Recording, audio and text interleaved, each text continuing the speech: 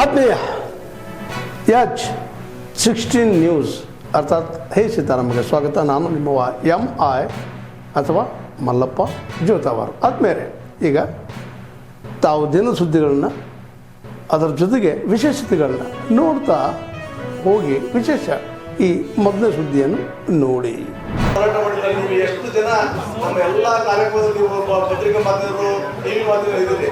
ಒಂದು ದಿವಸ ಒಂದು ಪ್ರೊಟೆಸ್ಟಿಗೆ ಬರಲಿಲ್ಲ, ಒಂದು ಕಾರ್ಯಕ್ರಮಕ್ಕೆ ಬರಲಿಲ್ಲ, MP ಎಲೆಕ್ಷನ್ ಓಡಾಡಲಿಲ್ಲ. ಚುನಾವಣೆ ಬಂದ ಸಂದರ್ಭದಲ್ಲಿ ಮಾತ್ರ ಟಿಕೆಟ್ ಬಂದು ಈ ತರ ಗೊಂದಲ ಸೃಷ್ಟಿ ಮಾಡಿದ್ದಾರೆ. ಇದನ್ನ ಮುಸಲ್ಮಾನರನ್ನ ನಮ್ಮ ಪಕ್ಷಕ್ಕೆ ಎತ್ಕಟ್ಟಕ್ಕೆ ಪ್ರಯತ್ನ ಮಾಡಿದ್ದಾರೆ. ನಾನು ಮುಸಲ್ಮಾನ್ ಬಾಂಧವರಲ್ಲಿ ಇಡೀ ಜಿಲ್ಲೆಯಲ್ಲಿ ನಾನು ವಿನಂತಿಯನ್ನು ಮಾಡ್ತಿದ್ದೀನಿ. ಜಿಲ್ಲಾ ಕಾಂಗ್ರೆಸ್ ವತಿಯಿಂದ ನಾವು ಯಾವುದೇ ಕಾರಣಕ್ಕೂ ಮುಸಲ್ಮಾನರ ವಿರುದ್ಧವಾಗಿಲ್ಲ. ಯಾವುದೇ ಸಂದರ್ಭದಲ್ಲಿ ಬಂದು ಸಹ ನಾವು ಮುಸಲ್ಮಾನ ಪರವಾಗಿ ಇರ್ತೀವಿ. ಅವ್ರು ಯಾವುದೇ ಕಷ್ಟ ಸುಖದಲ್ಲಿ ಭಾಗಿಯಾಗ್ತೀವಿ. ಯಾರು ಸಹ ಮಾಡ್ತಲ್ಲ ಆ ಅಪಪ್ರಚಾರಕ್ಕೆ ಕಿವಿ ಕೊಡಬಾರ್ದು. ನಿಮ್ ಜೊತೆ ನಾವು ಯಾವತ್ತೂ ಇದ್ದೇವೆ. ಕಾಂಗ್ರೆಸ್ ಪಕ್ಷ ಯಾವತ್ತೂ ನಿಮ್ ಜೊತೆಗೆ ಇರುತ್ತೆ. ಸರ್ವ ಧರ್ಮಗಳ ಒಂದು ಪಕ್ಷ ಕಾಂಗ್ರೆಸ್ ಪಕ್ಷ ನಿಮ್ ಜೊತೆಗೆ ಇರುತ್ತೆ ಅನ್ನೋ ಮಾತನ್ನ ನಾನು ಮತ್ತೊಮ್ಮೆ ನಾವು ಧ್ವನಿಯಾಗಿ ನಿಲ್ಬೇಕಾಗಿದೆ. ಇದನ್ನು ದೇಶದ ತಾಯಂದ್ರು ಮಾಡಬೇಕು. ಇದು ಕಿತ್ತೂರು ಚೆನ್ನಮ್ಮನ ನಾಡು, ಇದು ಮಡಕೆ ಓಬವ್ವನ ನಾಡು, ಇದು ರಾಣಿ ಅಬ್ಬಕ್ಕನ ನಾಡು, ಇದು ಬೆಳವಡಿ ಮಲ್ಲಮ್ಮನ ನಾಡು. ಈ ನಾಡಲ್ಲಿ ಮಹಿಳೆಯರು ಸೋಲುವಂತ ಪ್ರಶ್ನೆ ಇಲ್ಲ. ಕಾಂಗ್ರೆಸ್ ಅನ್ನು ಸೋಲಿಸುವಂತ ಶಕ್ತಿ ಈ ರಾಜ್ಯದ ಮಹಿಳೆಯರಿಗಿದೆ. ಇದನ್ನು ಹೇಳಕ್ಕೆ ನಾವು ಬಂದಿದ್ದೀವಿ. ಅದಕ್ಕಾಗಿ ನಾನು ಮತ್ತೊಂದು ಸಾರಿ ನಿಮಗೆ ವಿನಂತಿ ಮಾಡ್ತೀನಿ, ಮಹಿಳಾ ಹೋರಾಟದಲ್ಲಿ ನಾವೆಲ್ಲರೂ ಕೂಡ ಮುಂದಿನ ದಿನಗಳಲ್ಲಿ ಭಾಗಿಯಾಗೋಣ. ಈ ದೇಶದ ಅಖಂಡತೆಯನ್ನ, ಈ ದೇಶದ ಏಕತೆಯನ್ನ, ಈ ದೇಶ ಒಟ್ಟಾಗಿರುವುದನ್ನ ಯಾವ ಸೈನಿಕ ನಮ್ಮಂತ ತಾಯಂದ್ರ ಸೈನಿಕ ಇವತ್ತು ಹಗಲು ರಾತ್ರಿ ಕಣ್ಣಿಗೆ ಎಣ್ಣೆ ಬಿಟ್ಕೊಂಡು ಆ ರಾಷ್ಟ್ರಧ್ವಜವನ್ನು ಹಿಡ್ಕೊಂಡು ನಮ್ಮ ದೇಶದ ಗಡಿಯನ್ನು ಕಾಯ್ತಾ ಇದ್ದಾನ, ಅವನ ಒಂದೇ ಆಶೆ ಈ ದೇಶ ಅಖಂಡ ಆಗಿರ್ಬೇಕು, ಈ ದೇಶ ಏಕಾಗ್ರತೆಯಲ್ಲಿರ್ಬೇಕು, ಈ ದೇಶದಲ್ಲಿ ಒಡಕು ಇರಬಾರ್ದು. ಅದಕ್ಕಾಗಿ ನಾನು ಪ್ರಾಣ ತ್ಯಾಗಕ್ಕೂ ಮಾಡಕ್ಕೂ ಸಿದ್ಧ ಅನ್ನೋದನ್ನ ಆ ಸೈನಿಕ ಆ ಗಡಿಯಲ್ಲಿ ನಿಂತು -°C ಅಲ್ಲಿ ನಮ್ಮ ದೇಶದ ಸಲುವಾಗಿ ನಮ್ಮ ಮಗ ಕಾಯ್ತಾ ಇದ್ದಾನೆ. ಅವನಿಗೆ ಗೌರವ ಕೊಡುವುದಕ್ಕಾಗಿ ಈ ದೇಶದ ಅಖಂಡತೆಯನ್ನು ಕಾಪಾಡುವಂತ ಕೆಲಸವನ್ನ ನಾವೆಲ್ಲರೂ ಕೂಡ ಒಟ್ಟಾಗಿ ಮಾಡೋಣ. ತಾಯಂದ್ರು ಇಂಥ ಯಾವುದೇ ಕೆಲಸದಲ್ಲಿ ಯಾವತ್ತೂ ಹಿಂದೆ ಬುದ್ಧಿ ಇಲ್ಲ. ಸ್ವಾತಂತ್ರ್ಯದ ಹೋರಾಟ ಇರ್ಬೋದು, ನಂತರ ಬಂದ ಎಮರ್ಜೆನ್ಸಿ ಇರ್ಬೋದು, ಕೋವಿಡಿನ ಸಂದರ್ಭ ಇರ್ಬೋದು, ಅಯೋಧ್ಯೆಯ ಹೋರಾಟ ಇರ್ಬೋದು, ಹುಬ್ಬಳ್ಳಿಯ ರಾಷ್ಟ್ರಧ್ವಜದ ಹೋರಾಟ ಇರ್ಬೋದು, ಎಲ್ಲ ಸಂದರ್ಭದಲ್ಲಿ ದೇಶದ ರಾಷ್ಟ್ರದ ಧ್ವಜದ ಜೊತೆಗೆ, ದೇಶದ ಧರ್ಮದ ಜೊತೆಗೆ ನಿಂತವಳು ನಮ್ಮ ತಾಯಿ, ನಮ್ಮ ಕರ್ನಾಟಕದ ತಾಯಿ, ನಮ್ಮ ಕರ್ನಾಟಕದ ಹೆಣ್ಮಗಳು. ಅದಕ್ಕಾಗಿ ಈ ಹೋರಾಟದಲ್ಲಿ ಕೂಡ ಒಟ್ಟಾಗಿರೋಣ ಅನ್ನುವಂಥ ಮಾತನ್ನು ಹೇಳಿ ನಿಮ್ಮೆಲ್ಲರಿಗೆ ವಂದನೆಯನ್ನು ಸಲ್ಲಿಸಿ ನನ್ನ ಮಾತನ್ನು ಮುಗಿಸ್ತೀನಿ. ಮತ್ತೊಂದು ಸಾರಿ ಜೋರಾಗಿ ಕೂಗ್ರಿ, ಬೋಲೋ ಭಾರತ್ ಮಾತಾ ಕಿ, ನರೇಂದ್ರ ಮೋದಿ ಅವರಿಗೆ ವಂದೇ ವಂದೇ, ನಾರಿ ಶಕ್ತಿಗೆ, ನಾರಿ ಶಕ್ತಿಗೆ ಜಯವಾಗಲಿ, ನಾರಿ ಶಕ್ತಿಗೆ, ನಾರಿ ಶಕ್ತಿ ರಾಷ್ಟ್ರದ ಶಕ್ತಿ, ನಾರಿ ಶಕ್ತಿ, ನಾರಿ ಶಕ್ತಿ. ಪುರುಷರು ಕೂಡ ನಮ್ಮ ರಾಷ್ಟ್ರದ ಶಕ್ತಿನೇ. ಒಂದ್ಸರಿ ಜೋರಾಗಿ ಅವರಿಗೂ ಘೋಷಣೆಗೆ ಹೋಗಿ, ನಮ್ಮ ಸಂಸದರು, ನಮ್ಮ ಶಾಸಕರು, ನಮ್ಮ ಮಹಿಳೆಯರು ಇಷ್ಟೊಂದು ದೊಡ್ಡ ಸಂಖ್ಯೆಯಲ್ಲಿ ಒಟ್ಟಾಗಕ್ಕೆ ಅವರು ಶ್ರಮವನ್ನು ವಹಿಸಿದ್ದಾರೆ. ಜೋರಾಗಿ ಒಂದ್ಸಾರಿ ಅವರಿಗೂ ಘೋಷಣೆಗೆ ಹೋಗ್ರಿ, ನಮ್ಮೆಲ್ಲ ಅಣ್ಣಂದಿರಿಗೆ, ನಮ್ಮೆಲ್ಲ ಅಣ್ಣಂದಿರಿಗೆ ಬೋಲೋ ಭಾರತ್ ಮಾತಾ ಕಿ. ಕಾರ್ಮಿಕರ ದಿನಾಚರಣೆಯನ್ನು ಆಚರಣೆ ಮಾಡ್ತಾ ಇದ್ದೀವಿ.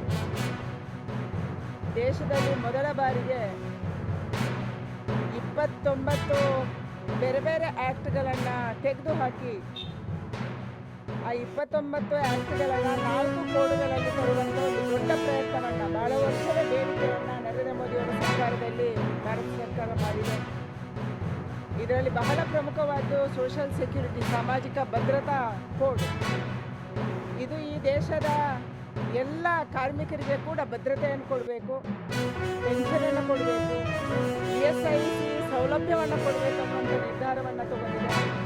ಪ್ರಧಾನಮಂತ್ರಿಯವರ ಅಪೇಕ್ಷೆ ಇದೆ, ಯಾರು ಅಸಂಘಟಿತ ಕಾರ್ಮಿಕರಿದ್ದಾರೆ, ಇವತ್ತು ಬಹಳ ದೊಡ್ಡ ಪ್ರಮಾಣದಲ್ಲಿ ಗಿಗ್ ಆ್ಯಂಡ್ ಪ್ಲಾಟ್ಫಾರ್ಮ್ ವರ್ಕರ್ಸ್ ಯಾರು ಆನ್ಲೈನಲ್ಲಿ ಕೆಲಸ ಮಾಡ್ತಾರೆ ಮತ್ತು ಕೃಷಿ ಕೂಲಿ ಕಾರ್ಮಿಕರು ಇದ್ದಾರೆ, ಇನ್ನು ಯಾರು ESIC EPF ಒಳಗೆ ಬರಲ್ಲ, ಅವರೆಲ್ಲರಿಗೂ ಕೂಡ ಬರುವಂಥ ದಿನದಲ್ಲಿ ಸೌಲಭ್ಯ ಮತ್ತು ಪೆನ್ಷನ್ನ ಸೌಲಭ್ಯ ಕೊಡಬೇಕನ್ನುವಂಥ ಒಂದು ಪ್ರಯತ್ನವನ್ನು ಭಾರತ ಸರ್ಕಾರ ಮಾಡ್ತಾ ಇದೆ. ಪ್ರಧಾನಮಂತ್ರಿಯವರ ಅಪೇಕ್ಷೆ ಇದೆ. ಅದಕ್ಕಾಗಿ ನಾವು ಅದರ ಬಗ್ಗೆ ಚರ್ಚೆ ನಡೀತಿದೆ. ಕನಿಷ್ಠ ಪಿಂಚಣಿಯನ್ನು ಹೆಚ್ಚಳ ಮಾಡೋದ್ರ ಬಗ್ಗೆ ಚರ್ಚೆ ನಡೀತಾ ಇದೆ. ಈಗಿರುವಂಥ ಏನು ಪೆನ್ಷನ್ನ ಹಣ ಇದೆ ಅಥವಾ EPFOದಲ್ಲಿ ಏನು ನಮ್ಮ ಹತ್ರ ಡೆಪಾಸಿಟ್ ಇದೆ, ಅದರಲ್ಲಿ ನಾವು ಬೇರೆಯವರಿಗೆ ಕೊಡೋದು ಕಷ್ಟ ಆಗುತ್ತೆ. ಅದಕ್ಕಾಗಿ ಭಾರತ ಸರ್ಕಾರ ಈಗಾಗಲೇ ಸುಮಾರು 10,000ದಿಂದ 13,000 ಕೋಟಿ ತನಕ ಪ್ರತಿ ವರ್ಷ ಭಾರತ ಸರ್ಕಾರ ಕೊಡುತ್ತೆ. ಅದಕ್ಕಾಗಿ ಬರುವಂಥ ದಿನದಲ್ಲಿ ಹೈಯರ್ ಪೆನ್ಷನ್ ಮಾಡಿದರೆ ಕೊಡಬೇಕಾಗ್ಬೋದು. ಏನು ಪರಿಸ್ಥಿತಿ ನಿರ್ಮಾಣ ಆಗೋದ್ರ ಬಗ್ಗೆ ಅಧ್ಯಯನ ನಡೀತಾ ಇದೆ. ಇದರ ಬಗ್ಗೆ ನಿರಂತರವಾದಂಥ ಚರ್ಚೆಯನ್ನು ಭಾರತ ಸರ್ಕಾರ ಮಾಡ್ತಾ ಇದೆ. ಕರ್ನಾಟಕ ರಾಜ್ಯದಲ್ಲಿ ಮಾತ್ರ ಅಲ್ಲ, ಹಲವಾರು ರಾಜ್ಯಗಳಲ್ಲಿ ಯಾವುದು ಬೇರೆ ಪಕ್ಷಗಳ ಆಡಳಿತ ಇದೆ, ಅದು ಯಾವುದೇ ಸರ್ಕಾರವನ್ನು ಭಾರತ ಸರ್ಕಾರದ ಜೊತೆಗೆ ರಾಜ್ಯ ಸರ್ಕಾರಗಳು ಕೊಡ್ತಾ ಇಲ್ಲ. ಸ್ಪೆಷಲಿ ಕರ್ನಾಟಕ ರಾಜ್ಯದಲ್ಲಿ ಯಾವ ಬಿಲ್ಡಿಂಗ್ ಕನ್ಸ್ಟ್ರಕ್ಷನ್ ವರ್ಕರ್ಸ್ ಇದೆ, ಸೆಸ್ ಕಲೆಕ್ಷನ್ ಆಗ್ತಾ ಇದೆ, 2% ಈಗೇನು ಆಗ್ತಾ ಇದೆ. ಪ್ರತಿ ವರ್ಷ ಸುಮಾರು 15,000 ಕೋಟಿಯಷ್ಟು ಇದರಲ್ಲಿ ಸಂಗ್ರಹ ಆಗ್ತಾ ಇದೆ. ಇದನ್ನು ಯಾವುದೇ ರೀತಿಯಲ್ಲಿ ಕೂಡ ಸದುಪಯೋಗ ಮಾಡುವಂಥದ್ದನ್ನು ರಾಜ್ಯ ಸರ್ಕಾರಗಳು ಮಾಡ್ತಾ ಇಲ್ಲ. ಕೇವಲ ಮೆಡಿಕಲ್ ಕ್ಯಾಂಪ್ ಮಾಡು, ಕಿಟ್ ಹಂಚು, ಇದಕ್ಕೆ ಖರ್ಚನ್ನು ಬಿಲ್ಲನ್ನು ತೋರಿಸಿ ನಮ್ಮ ಕಾರ್ಮಿಕರ ಹಣವನ್ನು ಲೂಟಿ ಹೊಡೆಯುವಂಥದ್ದನ್ನು ಕರ್ನಾಟಕ ಸರ್ಕಾರ ಕೂಡ ಮಾಡ್ತಾ ಇದೆ, ಮಾಡ್ತಾ ಬಂದಿದೆ. ಹಲವಾರು ಸಂದರ್ಭದಲ್ಲಿ ಆಗಿದೆ.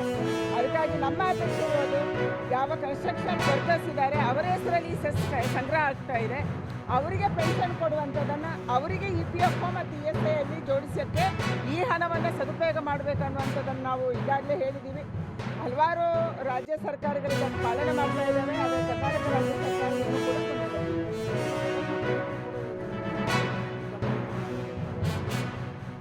ಹಗರಣಗಳು ಹಲವಾರು ಸಂದರ್ಭದಲ್ಲಿ ಆಗಿದೆ. ಇದರಲ್ಲಿ ಕರ್ನಾಟಕ ರಾಜ್ಯದಲ್ಲಿ ಕೂಡ ಇವತ್ತು ಕಾರ್ಮಿಕ ಇಲಾಖೆ ಸರಿಯಾದ ರೀತಿಯಲ್ಲಿ ಕೆಲಸವನ್ನು ಮಾಡ್ತಾ ಇಲ್ಲ ಅನ್ನುವಂಥದ್ದು ಹೇಳಿದೆ. ಉದಾಹರಣೆಗೆ ನಾನು ನಾಳೆ ಅಲ್ಲ ನಾಡಿದ್ದು ದೊಡ್ಡಬಳ್ಳಾಪುರದಲ್ಲಿ ನಮ್ಮದೊಂದು ESIC 100 ಬೆಡ್ಡಿನ ಆಸ್ಪತ್ರೆ ಉದ್ಘಾಟನೆ ಇದೆ. ಅದನ್ನು ಭಾರತ ಸರ್ಕಾರ ಮಾಡ್ತಾ ಇದೆ. ಇದು ನಿಜವಾಗ್ಲೂ ಮಾಡಬೇಕಾದ್ದು ರಾಜ್ಯ ಸರ್ಕಾರ ಇತ್ತು. 3 ವರ್ಷದಿಂದ ಬಿಲ್ಡಿಂಗ್ ರೆಡಿಯಾಗಿತ್ತು. ನಾವು ರಾಜ್ಯ ಸರ್ಕಾರದ ಜೊತೆ ನಿರಂತರವಾಗಿ ಸಂಪರ್ಕ ಮಾಡಿದ್ವಿ. ಬಿಲ್ಡಿಂಗ್ ತಯಾರಿ ಮಾಡಿ ನಾವು ಕೊಟ್ಟಿದ್ದೀವಿ, ಹಣ ಉಪಯೋಗ ಮಾಡಿದ್ದೀವಿ, 200 ಕೋಟಿ ಖರ್ಚು ಮಾಡಿದ್ದೀವಿ, ಪೇಮೆಂಟ್ ತೊಗೊಂಡಿದ್ದೀವಿ. ಆದರೆ 3 ವರ್ಷ ತನಕ ರಾಜ್ಯ ಸರ್ಕಾರ ಇದನ್ನು ತೊಗೊಳಕ್ಕೆ ಮುಂದೆ ಬರಲಿಲ್ಲ.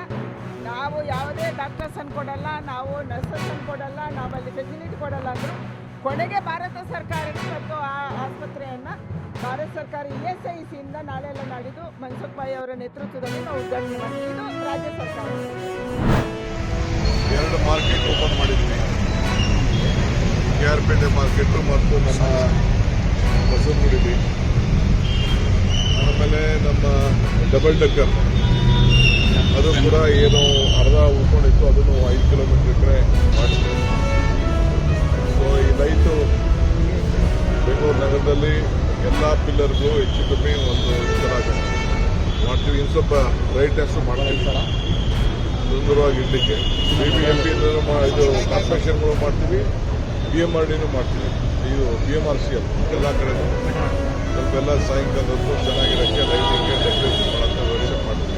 ಬ್ರ್ಯಾಂಡ್ ಲ್ಯಾಂಗ್ವೇಜ್ ಮಾಡೋದಕ್ಕೆ ಇದಕ್ಕೆ ಸ್ವಲ್ಪ ಇನ್ನೂ ಬ್ರೈಟ್ ಇರ್ತದೆ. ಅದಕ್ಕೆ ಇವತ್ತು ಬಂದು ಈ ಪವಿತ್ರವಾದಂಥ ದಿನ ಬಂದು ಇದನ್ನು ಪೂಜೆ ಉದ್ಘಾಟನೆಯನ್ನು ಮಾಡಿದ್ದೇನೆ. ಸೊ ಇವತ್ತು ನಿನ್ನೆ ಕೂಡ ಕ್ಯಾಬಿನೆಟಲ್ಲಿ ಕೆಲವು ಮೇಜರ್ ಡಿಸಿಷನ್ ತೊಗೊಂಡಿದ್ದೀನಿ. ಇವತ್ತು ಬೆಳಗ್ಗೆ ಖಾತಾ ಆಂದೋಲನ ವಿಚಾರಕ್ಕೂ ಕೂಡ ಈಗಾಗಲೇ ಪ್ರೆಸ್ ಕಾನ್ಫರೆನ್ಸಸ್ ಮಾಡ್ತಿದ್ದಾರೆ.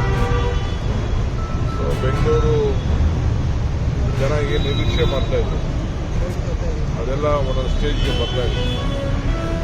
ಒಂದು ಓವರ್ ನೈಟ್ ಮಾಡೋ ಕೆಲಸ ಅಲ್ಲ ಇದೆಲ್ಲ, ಯಾಕೆಂದರೆ ಇಟ್ ಟೇಕ್ಸ್ ಟೈಮ್. ಬಹುಶಃ ನೆಕ್ಸ್ಟ್ 1.5 ಇಯರಲ್ಲಿ ಫ್ಲೈಓವರ್ಗಳ ಕೆಲಸ ಆಗೋದು, ಟನಲ್ಗಳ ಕೆಲಸ ಆಗೋದು ಎಲ್ಲ ಕೂಡ ನಿಮಗೆ ನೆರವಾಗ್ತದೆ. ಇವತ್ತು ಶುಭ ಶುಕ್ರವಾರ, ಇವತ್ತೇ ತಾತ ಆಗಿದ್ದೀರಾ, ಖುಷಿ ಆಗ್ತಾ ಇದೆಯಾ? ಟಾಸ್ಕ್ ನಡೀರಪ್ಪ. ಅಲ್ಲಲ್ಲ, ಖುಷಿ. ತಾವೆಲ್ಲ ಇಲ್ಲಿವರೆಗೆ ಸುದ್ದಿಗಳನ್ನು ನೋಡಿದಿರಿ, ಜೊತೆಗೆ ವಿಶೇಷ ಘಟನೆಗಳನ್ನು ಸಹ ನೋಡಿದಿರಿ. ಅದು ನಿಮ್ಗೇನು ಅನ್ನಿಸ್ತು? ನಿಮಗೆ ಲೈಕ್ ಮಾಡಿರಿ, ಶೇರ್ ಮಾಡಿರಿ, ಕಾಮೆಂಟ್ ಮಾಡಿರಿ, ಜೊತೆಗೆ ಸಬ್ಸ್ಕ್ರೈಬ್ ನಿಲ್ಲಿಸ್ಬೇಡ್ರಿ. H16 ನ್ಯೂಸ್ ಅರ್ಥಾತ್ ಸಿದ್ದರಾಮಯ್ಯ ಸತ್ಯದ ಕೈಗನ್ನಡಿ ವಂದನೆಗಳು.